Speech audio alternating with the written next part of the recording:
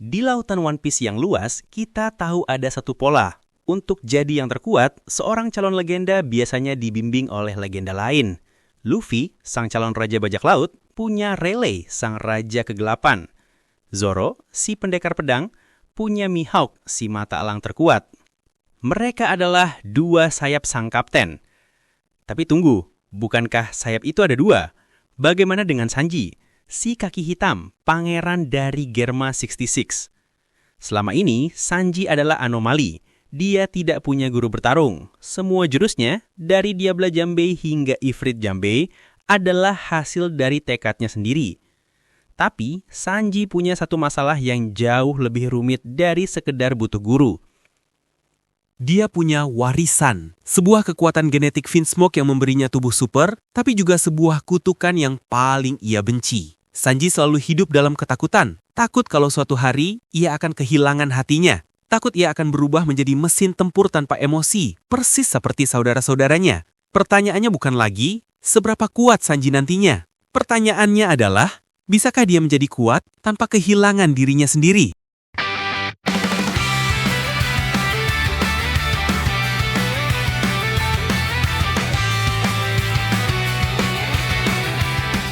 Disinilah sebuah teori besar dan elegan muncul. Bagaimana jika Sanji akhirnya akan menemukan mentornya sendiri? Dan mentor ini bukanlah orang sembarangan. Dia adalah salah satu kru terkuat dari era Raja Bajak Laut yang lama.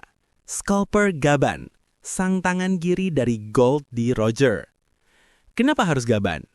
Pertama, mari kita lihat polanya. Luffy, sang kapten, dilatih oleh Rayleigh, si tangan kanan Roger. Betapa pasnya jika Sanji, yang sering disebut sebagai sayap kiri Luffy, dilatih langsung oleh Gaban, si tangan kiri Roger. Kedua, ada petunjuk kecil yang mungkin sengaja ditinggalkan oleh Oda. Saat Gaban pertama kali muncul, dia memperkenalkan dirinya dengan julukan yang sangat unik, Missionary of Love, atau utusan cinta. Sebuah julukan yang langsung mengingatkan kita pada satu orang. Ya, Sanji, si koki yang selalu bicara soal cinta. Di dunia One Piece, hal seperti ini jarang sekali jadi kebetulan. Jadi, apa yang bisa diajarkan seorang Sculper Gaban? Tentu saja, haki. Gaban adalah monster di eranya, levelnya setara dengan Rayleigh. Dia pasti menguasai haki tingkat tertinggi. Bayangkan, Sanji yang sudah punya kecepatan seperti kilat, kini melapisi tendangannya dengan armamen haki canggih yang bisa menghancurkan lawan bahkan tanpa perlu menyentuhnya. Bahkan ada spekulasi liar, mungkin Gaban bisa memandu Sanji untuk membangkitkan Conqueror Haki atau Haki Raja. Tapi, Haki Raja milik Sanji mungkin akan berbeda. Bukan tipe yang mengintimidasi dan menekan lawan, tapi mungkin tipe yang melindungi atau menenangkan, sebuah manifestasi haki yang sesuai dengan jiwanya. Tapi ada satu hal yang jauh lebih penting daripada sekedar kekuatan fisik. Gaban bisa menjadi jawaban atas ketakutan terbesar dalam hidup Sanji.